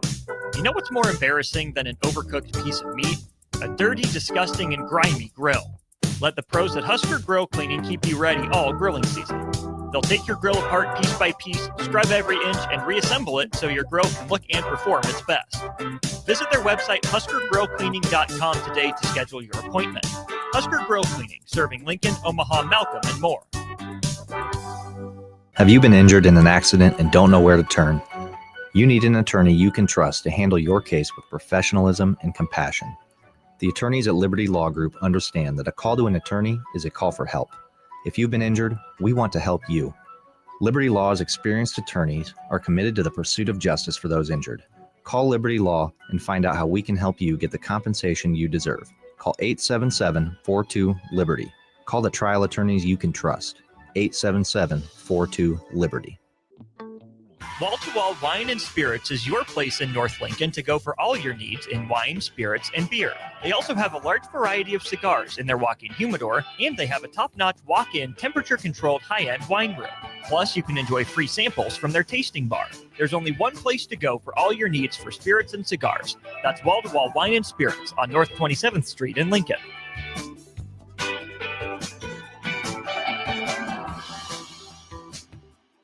Are you looking to upgrade or improve the garage door on your home? This is Cameron Hall of Doors Plus. At Doors Plus, we guarantee to offer a wide selection of options from 5 leading garage door manufacturers as we deliver a free estimate, exact measurements, and rapid installation with a 3 to 5 week time frame. When you choose Doors Plus for your residential garage door needs, you'll work with our experienced technicians and be ensured that your new door seamlessly complements your home. Give us a call at 402-590-5800 or visit us online at DoorsPlusLLC.com. Doors Plus, garage doors, and more. I tried to hide my cigarette smoking. Then I was rushed into emergency surgery to repair the damage smoking did to my heart. It shocked everyone because they thought I was healthy, yet because I smoked, I had a severe heart condition that nearly killed me. My tip is, you may be able to hide your smoking from the world, but you can't hide from the damage smoking does to your body. Call the Nebraska Tobacco Quit Line, 1-800-QUIT-NOW, 1-800-784-8669. Paid for by Tobacco Free Nebraska. Aired with the Nebraska Broadcasters Association and this station. This is the Adam Carriker Show. Position right of the quarterback out of the shotgun, 1st and 20. Jailbreak screen in the air. It is tipped. It is intercepted by Carriker at the Missouri 21-yard line. Live from the heart of Lincoln, America, 8-year NFL vet and All-American defensive lineman Adam Carriker. Shotgun snap to Everidge. He's got the left arm going, and now he's got a whole lot of Adam Carriker who rips him down inside the 25. The Ticket and theticketfm.com. Here is your host, Adam Carriker. All right, ladies and gentlemen, welcome back to Hour 2 of the Adam Carriker Show here on 93.7 The Ticket. All right, did you see this, my friend? Let me pull it up here real quick. Nebraska, according to over 20,000 computer simulations, and ESPN, let me see here. Yep, got it. Weeks away from, are ranked 25th in the country. Weeks away from the kickoff of the 2025 season, ESPN has revealed its official top 25 college football rankings. And as expected, it's a lot of the SEC and Big Ten at the top of the preseason polls heading into the Summer Football Power Index, otherwise known as FPI. College football rankings and computer prediction model are a measure of a team's strength that predicts a team's future performance. Rankings and scores, predictions are based on 20,000 simulations of a team's seasons, games. So when I think of simulations, I think of like a video game just playing over and over and over, like on a video screen. I don't know if that's what it is, but that's what I imagine. All right, using a combination of key analytics, including scores to date, quality of opponents, team talent, recruiting, and a team schedule. Teams are ranked not in order of talent, like in other rankings, but by a projected point margin per game against an average team on a neutral field. So at number 25 is Nebraska. Number 24 is Arizona State. And their coach, Coach Dillingham, actually said they could be the next dynasty, talking about Arizona State. So, of course, he's very confident in his squad. They're 24th in the country. You got Missouri at 23, Arkansas 22. As you keep going down, Kansas State 21. Skip on down towards the top of said list. At the top, they have Texas, number 2, Georgia, number 3, Alabama, all 3 SEC teams, number 4, Ohio State, number 5, Penn State, number 6, Oregon, all 3 Big Ten teams. Then in slides Notre Dame, then A&M, Miami, and Tennessee. So only one team in the top 10 that is in the Big 12 or ACC. 1 out of 10. Then you got Notre Dame. Then you got basically, what was it? 5 SEC teams and 3 Big Ten teams. But the only thing that matters really in this country at this point is that Nebraska is at 25th. Now, they didn't say much in the article. I'll read that. Dylan Raiola returns to lead the Huskers. Offense off a somewhat disappointing 7-6 outing a year ago. I don't think many Husker fans were disappointed by going to a bowl game and winning the bowl game, but this is what they said. But this time around, you see added bonus of working in a system designed by a coordinator and former head coach named Dana Holgerson. So 25th in the country. What are your thoughts on Nebraska being 25th, again, per ESPN's 20,000, in my mind, video game simulations based on all the metrics that I already mentioned? That thing, I will say, because they do it during the season too. That thing is pretty inaccurate. Mm-hmm. It just, in my opinion, I don't like the idea of Nebraska being ranked going into the season because then the expectation is too high. I like to work towards a ranking rather than having the guys come in as we're the top. Not that they're gonna have that mindset, but we're the top 25 team in the country. Let's just go out there and do what we need to do, and then it adds a little bit of unnecessary pressure on them in a way. But I mean, it's cool. But if it was the AP poll, I'd feel a little bit different about it. But yeah, just ESPN's FPI is what it's called, FBI generated. Yeah, Football Power Index, FPI. Yeah. So it's cool, I guess. I don't feel very strongly about it. So yeah, I'm gonna agree with you. I couldn't care less. Yeah, I couldn't really care. It's an interesting topic to talk about. It means people see what's gone on in the offseason. It means that people across the country, who a lot of times like to take shots at Nebraska, all right, recognize that it seems like good things are happening in the offseason. To me, it doesn't seem like it. They are happening. I just got to see it on the field. I just want to see it on the freaking field. Okay, That's all I'm asking for, just on the field, please. But I don't care. So I agree with a lot of what you said. I couldn't care less. If we're not ranked, in my opinion, we shouldn't be, because we haven't shown it on the field that we should be ranked for, unfortunately, too long.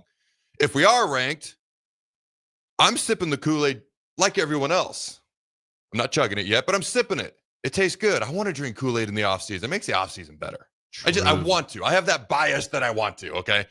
But also there's legit reason to, based on what we've seen, what we hear. Been that way for a while, got to see it on the field. Now, honestly, when I saw this, I kind of rolled my eyes. I mean, not because I don't want to see it, not because I don't like it. I'll be honest with you. I don't want to see it and I don't like it because we haven't earned it. And I want to fly under the radar, and then I want to go punch people in the mouth, and I want to go earn it. And I'm when you look at what this team's capable of, it makes sense. Yes. It's just not the first time I could say that. Yes. How important this is to me, it's not that important. It is fun to talk about, fun to chat about. Unfortunately, I don't think we disagree that much on this, or there's not much to debate about. Okay. But for me, I'm indifferent. If I could have my druthers, I would druther we not be ranked. I think it creates that a little bit under the radar mentality. Not that we're being disrespected, because we haven't earned the right to be ranked on the field for far too long.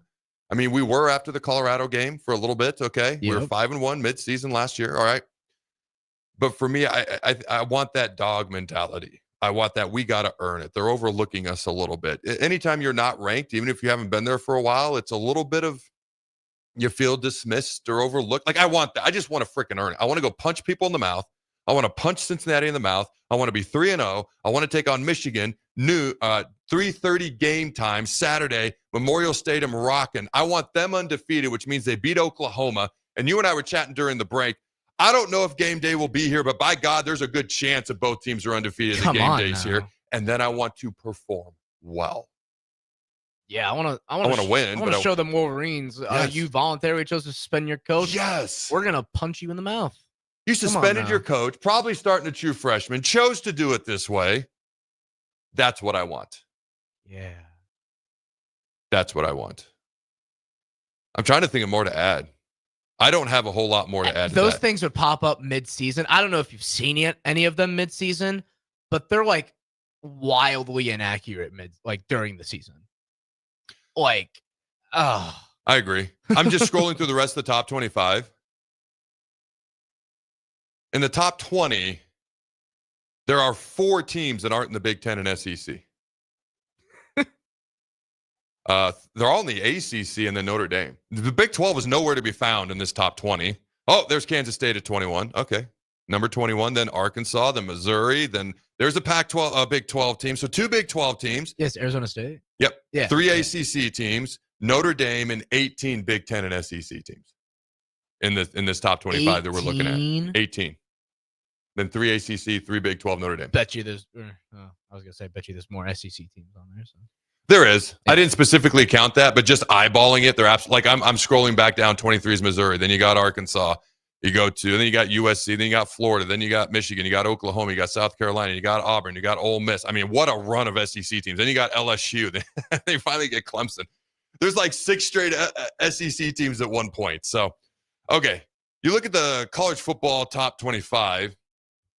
All right, these things are fun to talk about. So people have asked me several times over the years, would you get rid of preseason rankings? And I would not. They mean nothing. They're wildly inaccurate. In fact, you know what? I'll just tell you how inaccurate they are because I've got it right in front of me. Of the preseason top 25 teams last year, only 12 of them were actually ranked at the end of the year. That means we got less than 50% of them right. And of those 12 teams, 5 of them were ranked considerably lower at the end of the season than they were at the beginning of the season, which means only 7 teams actually finished where they were preseason ranked or better. That's less than 30% of the preseason top 25. So I would absolutely agree if somebody said this thing is useless, it means nothing, and we should get rid of it. But I would not get rid of it because, as stupid as this sounds, this is the little boy in me when I was 9 watching number 1 Nebraska, number 2 Florida State in the Orange Bowl. This is number 2 Nebraska, number 3 Colorado in Memorial Stadium in 1994. This is the fan in me looking at those numbers, and even though I know they're illegitimate, I know it gets me just a little bit more excited. I don't know why, but it does. Seeing a number 3 versus number 5 just gets me more excited.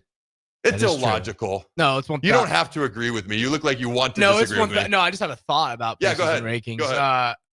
I don't know if this is a hot take or not, but I've always thought this every year that like you see this with Michigan. I probably would guess that Ohio State would be number 1 in the country going into this year. But if you win the national title, I think you should undoubtedly, without a question, whatever.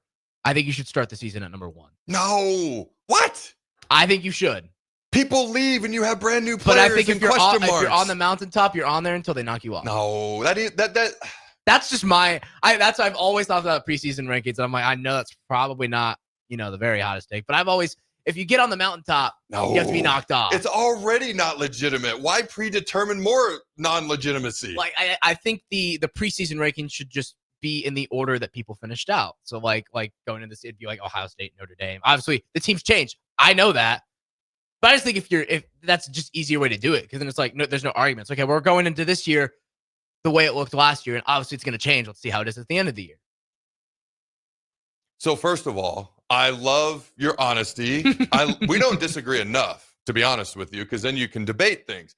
So I love everything about what you just said, except what you actually said. Yeah, it's an interesting one. It's an interesting okay. I want to throw it to the text line. Do people think that we should just roll over the end of the season top 25 into the following season's preseason top 25, starting with whoever won the national titles preseason number 1 all the way through 25? And let's just see what the people say. The people can decide where they're at on this, and that will be the tiebreaker. There we go. I just think it's already so illegit. I don't know if that's the perfect word. It just keeps coming into my mind. Like, it's not legit. To me, why make it worse? Like Nebraska, really didn't do anything to get into the top 25 besides get some boys, get some what we see in our eyes, good recruits. So what gives them the spot in the top 25 going into the season? That's why I don't like it. I don't like it when Nebraska's ranked going into the season, because Nebraska was people forget Nebraska was ranked going into, I think it was like the 2019 or maybe 2020 season. Mm-hmm. We were ranked going into that season, 25 or 24, and we were horrible. I think that was the year before we ended the year. I think we won 4 of the last 5 games, and those were our only wins for the entire season. All right, so let's debate. Let's debate. So that's just my thought with preseason rankings. Let's debate then. The thing's already not legit. I will readily admit it just gets me more excited for no real reason. 1,000%. I think it's just because it's just ever since I was a kid, it got me more excited. So it's just ingrained in me. I agree with that. It definitely, I look at it and I go, oh, we're getting close. Yeah. I like seeing the numbers next to the teams. That's great. If I was a kid and there'd never been rankings, I'd probably prefer there not to be rankings right now. It's probably just something that's ingrained in me. I will readily admit, I don't think it's legit. I just think it's more fun. I think what you're proposing, and I'm glad we can debate this and let me know when people chime in if they agree with you or not. I think it just makes it even more untrustworthy and less legitimate than it already is. Are we getting something? If not, I got something real quick on my own. Yes, because you're basing that decision off of last year and how they finished, not on future possibilities and team. Okay, so it doesn't sound like they agree. I don't think so. Okay, that's okay. It just proves I'm right. That's okay. That's allowed. No, I'm just kidding. I'm just kidding. Let me know when we get more in. And here's something that Skurs News, at Skurs News on Twitter, put out. Oh, this was... I don't even look for anti-SEC things. They're just everywhere, okay? This was more about how inaccurate. That's the word. I've been saying illegitimate. Inaccurate. Sorry. Inaccurate's the word I've been searching for this whole time. I only talk for a living occasionally. Inaccurate, the preseason top 25 is. This is mostly directed at the SEC, but I thought it was interesting. Only 13 of the top 25 are SEC. He's joking. Over 50% of the top 25 are SEC teams. That's a poke at them. 5 in the top 10. No, they broke it down more than I did per individual conference. All right, LOL, no bias at all. As a reminder, 6 finished in the top 25 and 2 in the top 10 at the end of the year last year, talking about SEC teams. So how much they fell off versus where they were predetermined to be in the season, or predicted to be. All right. They also went 4-6 versus the Big 10, 2-5 versus the Big 12. Whoa. All right, the Big 12 is part of the mighty Power 2 now, apparently. All right, we got any other textuals there? Steven says only the number 1 should carry over as number 1 for preseason rankings. I hate that less. I shouldn't say hate. I dislike that less because it does give you someone to try to knock off the mountaintop.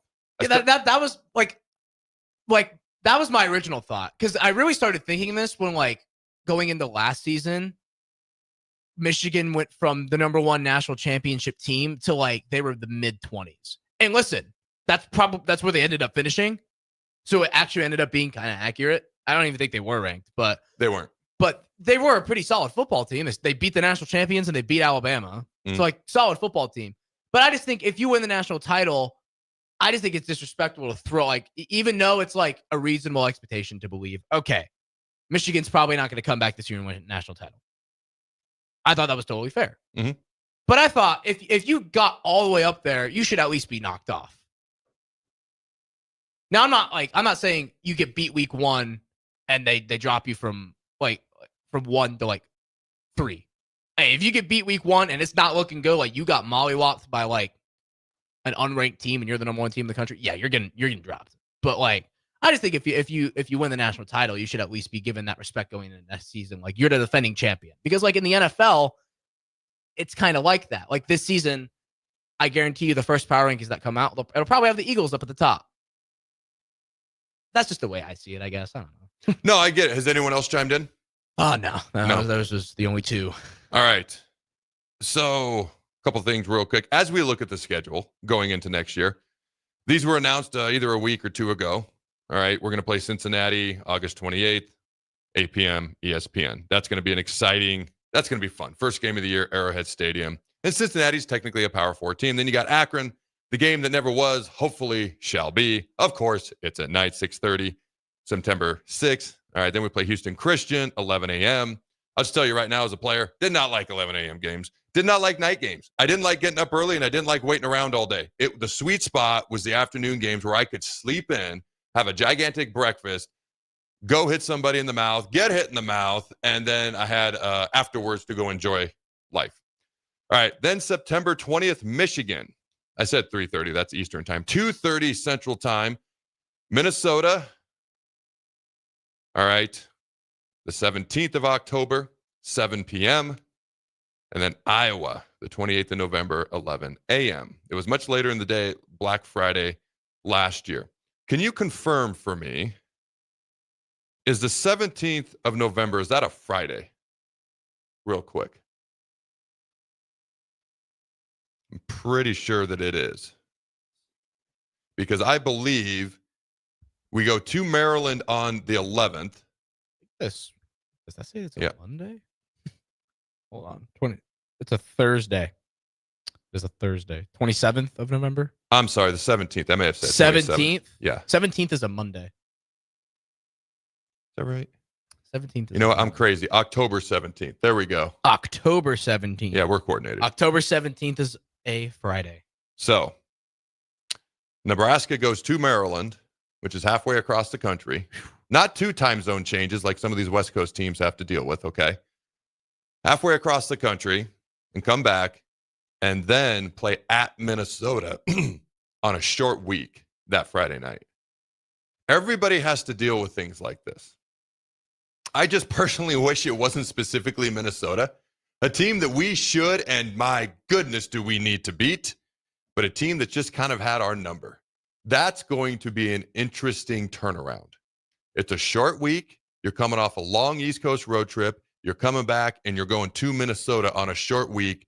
A team that runs the ball, plays physical, has had our number. We got to finally get over that hurdle, much like we did Wisconsin last year. That's an interesting turnaround to me. What are your thoughts on that? Because that's a bit of a, I think, overlooked challenge within the schedule. And we are currently, because it's very important who's favored in June. We are currently actually an underdog to Minnesota. I mean, I say bring it on. We kind of made this argument with like the new Pac-12 teams that came into the Big Ten, like, oh, there's time changes and this and that. And I'd say they did pretty good for themselves. I mean, UCLA came all the way over into Lincoln and beat Nebraska this year. So dagger, like, only Jake has daggers. You're not allowed to have daggers too. So I mean, bring it. Let's go. Come all on. right, I love that attitude. Let's go win games. You know what? You've got me fired up. I love that attitude. Let's go play Minnesota on Wednesday that week. All right, and then Michigan, as we know, I was kind of hoping, I wasn't uber hopeful that it would be a night game. there was a chance it was going to be the big noon kickoff if both teams were undefeated, or maybe game day comes in or whatever else happens. But Michigan, 2:30, Memorial Stadium. The place is still going to be rocking. I can't wait for that game as well. All right, when we come back, ladies and gentlemen, what else we got to chat about here? We're going to play Josh Pate's clip. And I don't think people realize, if you go to the 5'11 model, I don't mean to keep harping on this, but I keep hearing like people that I respect their opinions talking about it. And I think the automatic qualifier thing is turning people off, when to me, another way you could say it is earn it on the field rather than in a boardroom. And I think people would view it completely differently, because I think the automatic qualifiers last year that got first round byes, Boise State and Arizona State, really just turned people off to those two words. It's almost like just bad marketing, even though I don't think it should be viewed that way. If it's just expressed with different words, people might view it differently. But just a kind of a look ahead to our next segment. All right, in last year's 12-team playoff, the first 4 teams left out. So if you go to a 5'11 model with 16 total teams, the first 4 teams left out by the committee were Alabama, Miami, Ole Miss, and South Carolina. That means that you would have had 6 SEC teams in, and you would have had teams that finished 5th, 6th, and 8th in the SEC in your top 16 playoff, if that's the model that they go with, 5'11. I'm just throwing it out there, just food for thoughter. And here's the other thing. If you go with that, there's going to be teams that know, hey, we've got talent. We've got what it takes to win 3/4 of our games, so we can lose 1/4 of our games and still get in this playoff. And mark my words, there will be an 8-4 team that gets in. So there will be teams out there that know, hey, we can lose 1/3 of our games. One out of every 3 times we step on the football field, we can lose, and we'll still get in a 16-team playoff. I don't mean to keep harping on this. I keep hearing other people talk about it. They keep saying intelligent things, my way of saying they agree with me, and it just keeps coming up. So when we come back, I think Josh Pate actually gives a perfect example of how it devalues the regular season, the 5'11", 16-team playoff model versus the automatic qualifier model, and how that puts more emphasis on the season. Okay, don't go anywhere. We'll be right back. Now's the best time to lock in early order savings on a new John Deere planter from Landmark Implement during the early order program. Plant for success with the latest technology, including Exact Emerge high-speed planters that help you cover more acres with greater precision and productivity. Order your planter for next year now to unlock the biggest savings of the season. Contact your local Landmark location today and experience the Landmark difference. Take control of your health with the DASH scan at Advanced Medical Imaging. The DASH scan is a full-body MRI designed for advanced health screening. This dynamic approach provides exceptionally sharp images across multiple organ systems, helping to detect potential concerns early. With minimal radiation and no invasive procedures, the DASH scan offers a safe, comprehensive look at your health. Plus, results are delivered faster than ever, giving both patients and physicians confidence in screening and diagnosis. Your health is too important to wait. Schedule your DASH scan today at Advanced Medical Imaging. Visit amimaging.com or call 402-484-6677 to learn more. Have you been injured in an accident and don't know where to turn? You need an attorney you can trust to handle your case with professionalism and compassion. The attorneys at Liberty Law Group understand that a call to an attorney is a call for help. If you've been injured, we want to help you. Liberty Law's experienced attorneys are committed to the pursuit of justice for those injured. Call Liberty Law Group and find out how we can help get you the compensation you deserve. Call 877-42-LIBERTY. 877-42-LIBERTY. Liberty Law Group. Trial attorneys you can trust. Safety is always at the top of mind at Lincoln Electric System. The safety of our employees and the safety of our customers. It's National Safety Month. Visit les.com/safety for tips on all things related to electrical safety. If you're working in your yard, remember never to place landscaping, structures, and fences too close to above-ground electrical equipment. It's unsafe and could cost you financially. Visit les.com for a complete fence and landscaping installation guide. Are you looking to upgrade or improve the garage door on your home? This is Cameron Hall of Doors Plus. At Doors Plus, we guarantee to offer a wide selection of options from 5 leading garage door manufacturers as we deliver a free estimate, exact measurements, and rapid installation with a 3 to 5 week time frame. When you choose Doors Plus for your residential garage door needs, you'll work with our experienced technicians and be ensured that your new door seamlessly complements your home. Give us a call at 402-590-5800 or visit us online at doorsplusllc.com. Doors Plus, garage doors, and more.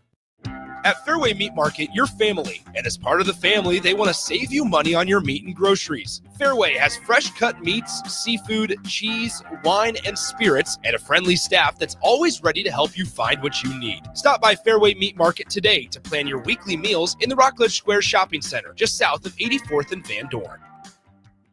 Rashawn Jackson here for Bauer Infrastructure, a veteran-owned local company proudly serving Lincoln, Lancaster County, and the surrounding areas. Bauer provides quality work at an affordable price, and they're growing rapidly. If you want to experience a career with a fast-paced, family-friendly environment, visit BauerInfrastructure.com. They have top-of-the-line benefits, year-round work, even through the winter. Bauer, usher in the new era of infrastructure to an area near you. And as always, go Big Red!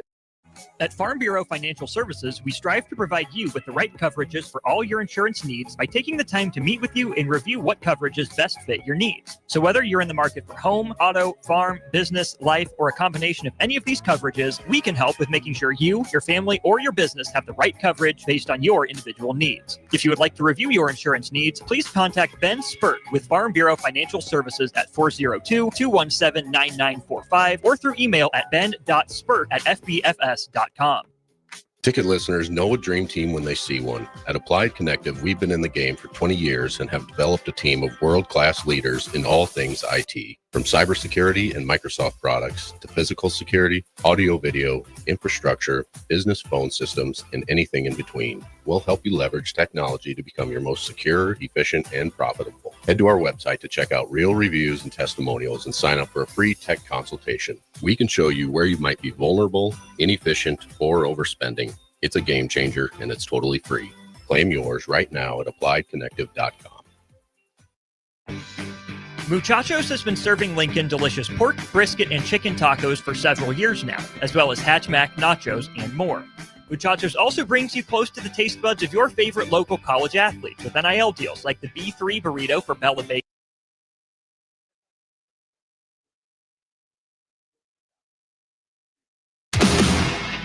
You're listening to the Adam Carriker Show on 93.7 The Ticket and theticketfm.com.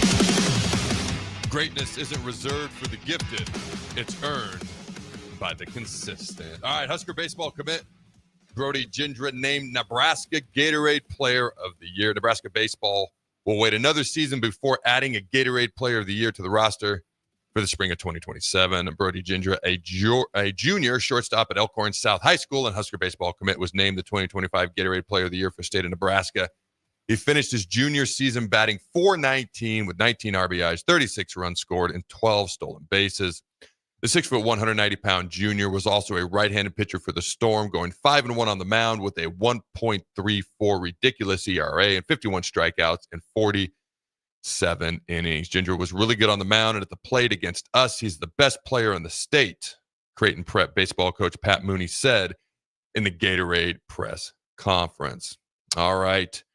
Jorgensen set school record at U.S. Championships. Jenna Jorgensen smashed her own Nebraska school record with a time of 8.33 on her way, 7.9, on her way to a sixth-place finish at the 2025 Toyota USA National Championships in Indianapolis on Tuesday night. Jorgensen, a two-time All-American for the Huskers, in the 1,650-yard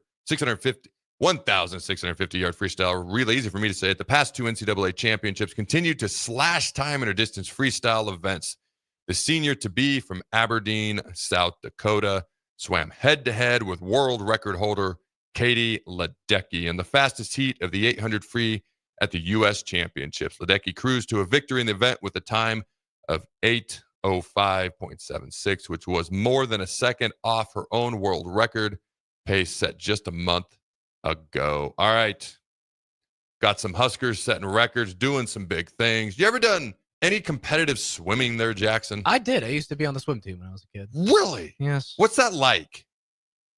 A lot of fun. It's. I didn't do it like in high school or anything. I did it when I was like in elementary school. I think maybe in middle school, but I don't remember how old I was. But yeah, it's fun. Like especially in Florida, because it's just there's always great pools. There's always great swimmers that live in the state of Florida that come out of the state of Florida. So you're able to be around a lot of fun people, and I had a lot of fun when I did it. Like I have great memories swimming. Do you ever have an alligator get in your pool? No. Ever know anybody who did? I don't think so. No. But I've seen videos, of course. But it's certainly a possibility. I saw a video the other day.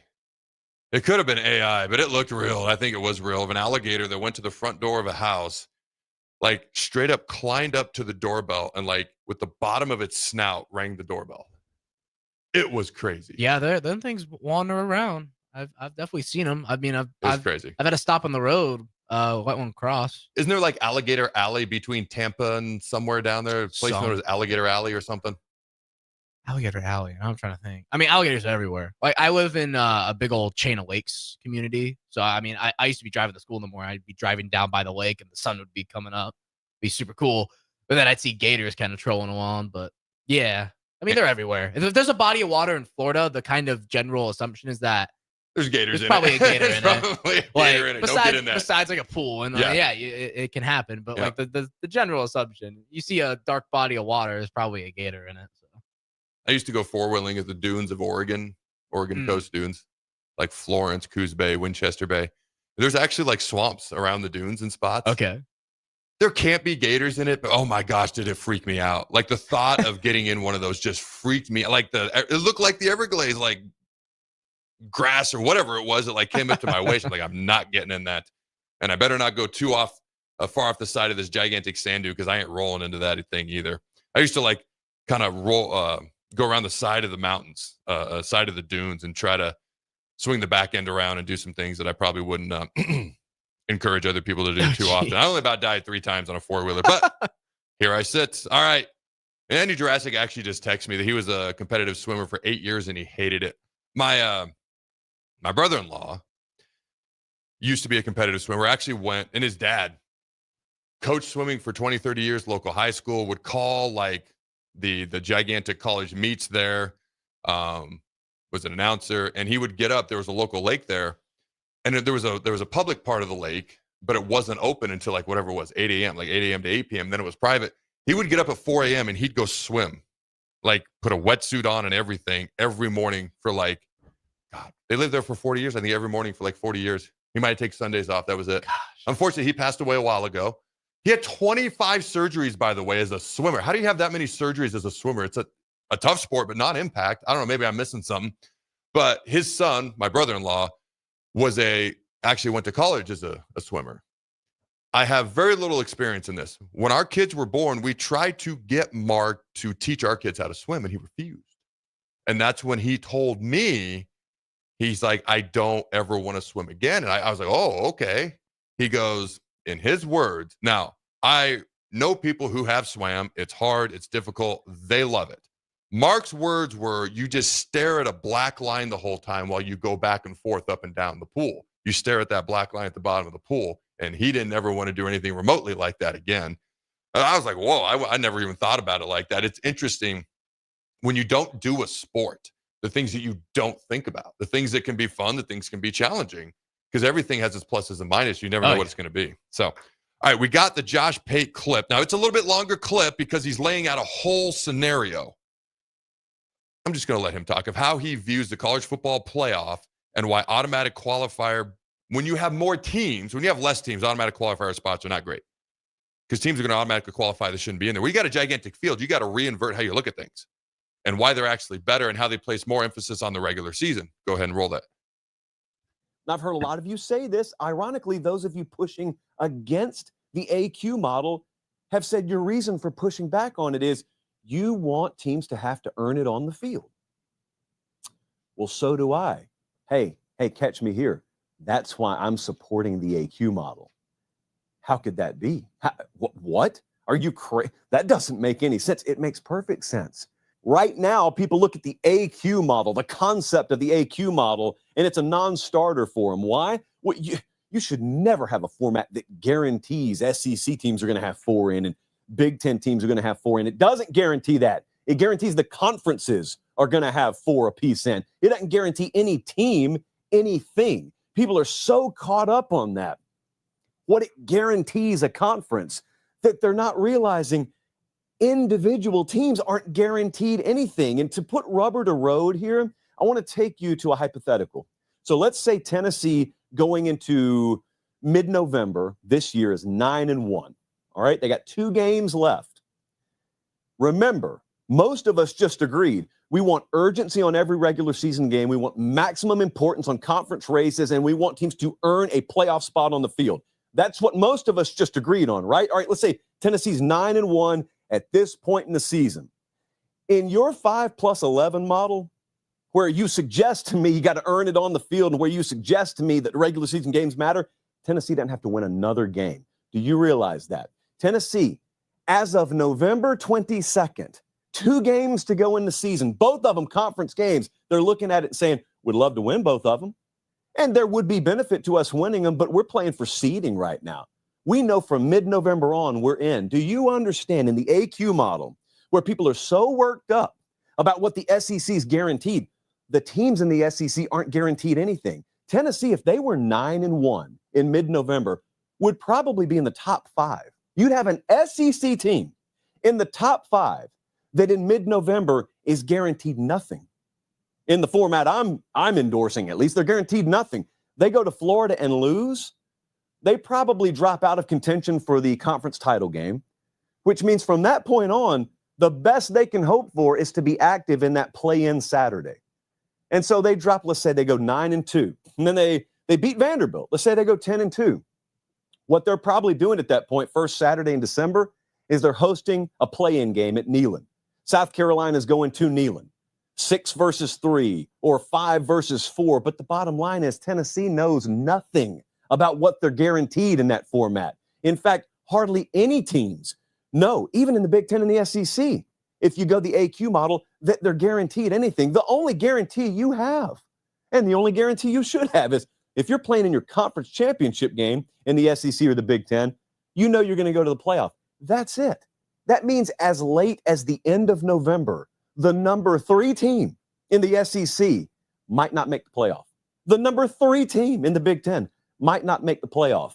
You please, someone who is intellectually superior to me, explain how the 5+11 further emphasizes conference races and places more urgency on regular season games than what I just pitched to you. You're so caught up on the conference being guaranteed something.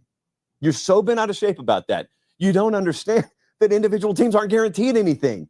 And everything you just claim to care about, whether it's urgency on regular season games, importance on conference races, earning your way into the playoff, all 3 of those boxes get checked with the AQ model. Hardly any of them get checked with the 5+11 model. All right, Jackson, what's your reaction? I actually think he's right. I agree. I actually think he's 1,000% right. I think people are so caught up in making sure that, like, talk is, what about conference championships? What about conference? I think we're so focused on that in trying to make corrections that make sure that conference championships still matter, it's hurting the individual teams as a whole. And what he pitched makes sense. And actually, I make the same call. Someone that's intellectually smarter than me and Josh Pate, please tell me how the 5.11 is better than what he just offered. I'm not intellectually smarter than either one of you because I agree with you. Yeah. His example was perfect. If Tennessee's 9-1, if you're an SEC team and you're 9-1, you're top 5. You can lose the next 2 games. Because if you go 9-3 in the SEC, you're going to get in a 16-team playoff with the 5-11 model. But the automatic qualifier model, you lose a game, you're out of the SEC title game. Now you're hosting or on the road, possibly, depending on how things unfold in that conference, a play-in game. You lose that play-in game, you're done. You went from being top 5 to you're out. Yet if you're 9-1 with 2 games to go, you're motivated to win those 2 games to get in the SEC title game, because now you know you're in, and now you're fighting for a first-round bye. If it's a 14-team playoff, if it's 16 teams, maybe not. I don't have a whole lot more to add. Dead horse beaten. Let's go to break. Yeah. Empower a child today with the Teammates Mentoring Program. Hope is only a conversation away when you choose to share your talent, time, and heart with a child. Together, you can build a relationship based on strengths and chart a brighter future, 1 week at a time. Find out how you can be a mentor by visiting LincolnTeammates.org. Become what you needed as a kid by joining the Teammates Mentoring Program today. At Valentino's, we're on a mission for tradition. On every slice, for every bite. Golden baked crust, cooked to perfection every time. Savory sweet sauce that's made from our own secret recipe. Loaded with the perfect amount of fresh toppings and melty mozzarella cheese. It's the tradition that Nebraskans have come to love. From game day to every day. Valentino's. Taste the tradition. With UBT, you've got total control over your money. Like Doug, who runs his game day tailgate like a well-oiled machine.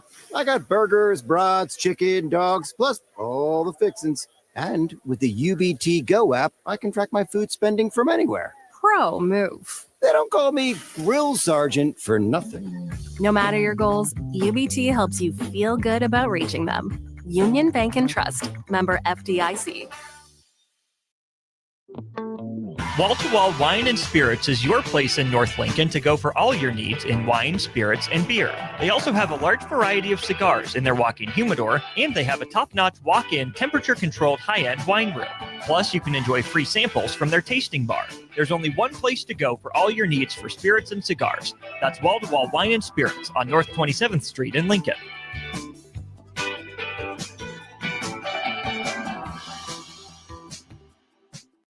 Life changes, and sometimes that means changing where you call home. Whether you're downsizing, growing your family, relocating, or facing tough times, you shouldn't navigate it alone. I'm Laura Bonta-Bush with Woods Rose Realty, and I'm here to guide you with all your real estate needs.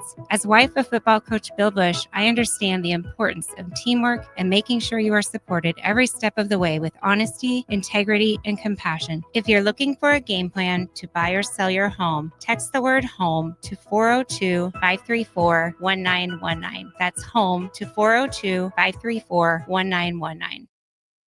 Staying healthy and comfortable starts with the air you breathe. If you're noticing more dust, odors, or allergies, it could be time for duct cleaning from Bryant. Pure Air starts with cleaner air ducts, pair with enhanced filtration and purifications options, and the difference is amazing. When the air you breathe is clean and fresh, your home smells fresher, and your family is healthier. Time for cleaner air in your home? Call Bryant for a free estimate. Bryant Air Conditioning, Heating, Electrical, and Plumbing. 467-1111. Bryant, whatever it takes. Lincoln's new craft cocktail lounge is Bar 48 in Lincoln. Located at 2639 North 48th Street, Bar 48 offers everything from cocktails to beer to wine and so much more. With summer right around the corner, you can always enjoy Bar 48's frozen beverages. Follow them on Facebook to stay up to date on their live music performances every Saturday night. Make plans to visit Bar 48 on North 48th Street in the heart of the University Place neighborhood today. A1 Automotive's second location is now open at 5110 State Hill Drive, just off of Yankee Hill Road. The new location continues to specialize in all makes and models and provides personalized service as they have for 15 years. To honor the new store opening, A1 is offering $25 off any service over $300, $50 off services over $500, and $75 off services that total over $750, all through July 31st. Schedule your appointment today at a1autolincoln.com and visit their new location in South Lincoln at 5110 State Hill Drive. Step into healing at Prairie Orthopedic and Plastic Surgery. Our team of top-notch medical professionals turns pain into progress with state-of-the-art treatments and compassionate care. Visit prairieortho.com and discover the difference in quality orthopedic and plastic surgery services tailored to your unique needs. Your health matters, and Prairie Orthopedic and Plastic Surgery is dedicated to helping you thrive. Reach your full potential. Embrace a better tomorrow with Prairie Orthopedic and Plastic Surgery. Is it time to replace your home comfort system? Call Bryant and save money in every way. Bryant provides you with solutions that save. Save big immediately with attractive rebates, and save every day with lower operating costs. Most important though, the systems are selected to fit you. The right system, priced right, properly installed. That's the way Bryant works for you. How much can you save? Call Bryant Air Conditioning, Heating, Electrical, and Plumbing for a free estimate. 467-1111. Bryant, whatever it takes.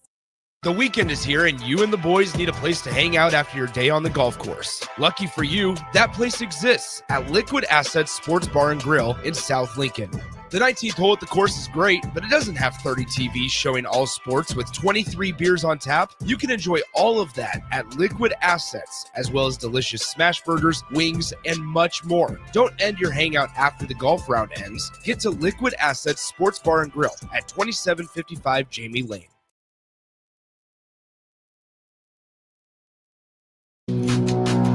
You're listening to the Adam Carriker Show on 93.7 The Ticket and theticketfm.com.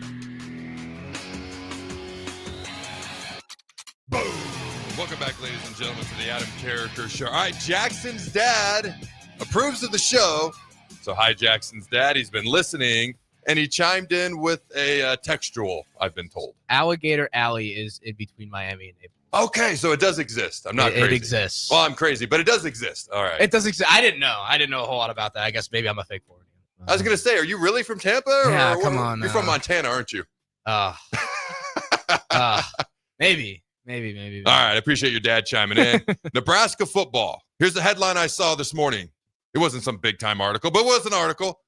All right, Big Ten football recruiting rankings for the class of 2026. And we're the only school mentioned in the headline. It just simply says Nebraska faces uphill climb. And they go through and they rank everybody. Okay? And I'm going to throw it to you in a second for all, because we got a bunch of big-name guys here this week, coming Friday, coming this weekend, throughout the month of June, throughout the summer. Like, there are big-name guys that we're going after. If you freeze frame it right now, all right, they have USC ranked as number one class in the Big Ten. By the way, they're ranked number one in the entire country. They have 27 total commits. Then, number two in the Big Ten, they've got Ohio State. And I'm going to shock you with this. Ohio State's number 3 in the country. Then you've got Oregon, number 3 in the Big Ten. All right, if you go to the top 10 in the country, it's interesting. Oregon, who's been a team that's been very highly rated in the country, is currently 31st in the country. So we'll see how this goes. Then you got Penn State, Washington in the Big Ten here, Michigan, Iowa, Illinois, Rutgers, UCLA, Minnesota. No, I've not mentioned Nebraska yet. Indiana, Maryland, Wisconsin, Northwestern, Purdue, Michigan State, and at 18th, they have Nebraska. Okay. Now, if you look at our class, we currently have 4 commits, 1 blue chip, 88.26 average per player rating. All right, now it says, and it all depends on where you look, because if you look at their national ranking, it says we're 55th in the country. Now, if you look at 247 Sports, we're 68th in the country. So it depends on where you look. By the way, I told you during the break, I was like, I just happen to look at the schools that are in front of us right now. Like at 63rd is Pitt, then Tulsa, then NC State, then Arizona, then Sacramento State is at 67. Now, that's due to the amount of commits they have. So Pitt has 5, Tulsa has 8, NC State has 5, Arizona has 5, we have 4, Sacramento State has 20 commits right now. Oh. So it's just volume of commits. Okay. Just volume of commits. Like you look at most of the schools in the top 10, USC has 27, Notre Dame has 16, Ohio State 13, Clemson 16, 18, 12, 12, 19. LSU has 9. All right, a lot of 4 and 5 stars, as you would imagine. They're 9th in the country, Louisville at 10. So if you freeze frame it right now, the article isn't misleading. There's a lot of work to be done. That is what Matt Rule and his staff are doing. Mm-hmm. They're going after the best of the best. It may not be one of the larger classes that we have, and I think that they're okay with that. I think they know that. They want to bring in the best players that they can, even if it's like 13, 14, 15 players. Now, again, let's step away from the freeze frame. This is a big week. It's a big weekend. Tomorrow's a big day, the 7-on-7 tournament. You got the big month of June. You got the big summer. And by the way, national signing day is not till December. So we're going to be okay here. But talk to me about some of the highly ranked guys, the amount of them, who they are that are going to be in soon. All right, so C.J. Bronow, who's a safety, already committed to Nebraska, coming from my neck of the woods over there in Windermere, Florida. 26. So is that next to Alligator Alley? Do we need to text your dad? No. That's Windermere's Orlando area, suburb of Orlando. So you're looking at me like I have any idea what you're talking about. I know where Orlando is. I can see a map, but Central. Oh, okay, all right. Central Go Florida. Ahead. There we go. Proceed, my friend. Kelvin Obot, the offensive tackle, coming out of Idaho. Yep. Brian Bonner, running back from California. Cameron Hamiel, hopefully I'm saying that right, cornerback from Arizona. Cameron Wilson, defensive line, who's currently a Syracuse commit, will be in from Miami. We already touched on Tay Ellis, who has moved his visit, like you mentioned. Kason Thomas, edge rusher, coming out of Sioux City over there in Iowa. Ryan Merritt, an interior offensive lineman, coming out of Miami as well. Hayden Ainsworth, another interior O-line guy, coming out of Biloxi, Mississippi. I like Mississippi, though. That works. Yeah, there we go. Rex Waterman, an O-tackle, coming out of Chandler, Arizona, which is formerly Dillon, Iowa's high school. Mark Matthews, offensive tackle, Fort Lauderdale. DeVay Williams, corner, coming out of California. And Ahmad Hudson, who's one of the top, he might be the top tight end in the 27 class, but definitely one of the top tight ends ranked-wise in the class of 27 class, coming out of Louisiana. And then some more offensive linemen, some corners. You can see that there's a really growing theme here. And then obviously the man himself, quarterback commit, Mr. Trey Taylor, is on campus. So this first of its kind 7-on-7 tournament, the Battle at the Boneyard, June 6th, which is, I believe it's tomorrow. Okay. Yeah, tomorrow night. It's a revolutionary thing because Matt Rule's taken a whole new approach to this. So he had to do some new things that have never been done before. And that's how he's going to get, and let me speak slowly because I have a tendency to talk fast, 40 to 50 4- and 5-star players on campus here in Lincoln. If you're going to take the swing for the fences type approach, you better bring a big bat to the plate. And that's what Matt Rule's doing. Yeah. No. I'm excited. I don't know if you're going to be there tomorrow night, but I will make plans to be down there at Memorial Stadium tomorrow night. Yeah, big time recruiting updates will be coming throughout the month of June. We'll see how this all unfolds. All right. And when December rolls around, hopefully we've all got smiles on our faces. I'm pretty optimistic, ladies and gentlemen. Have a glorious day. Until next time, go Big Red Nose. Remember to throw the bones.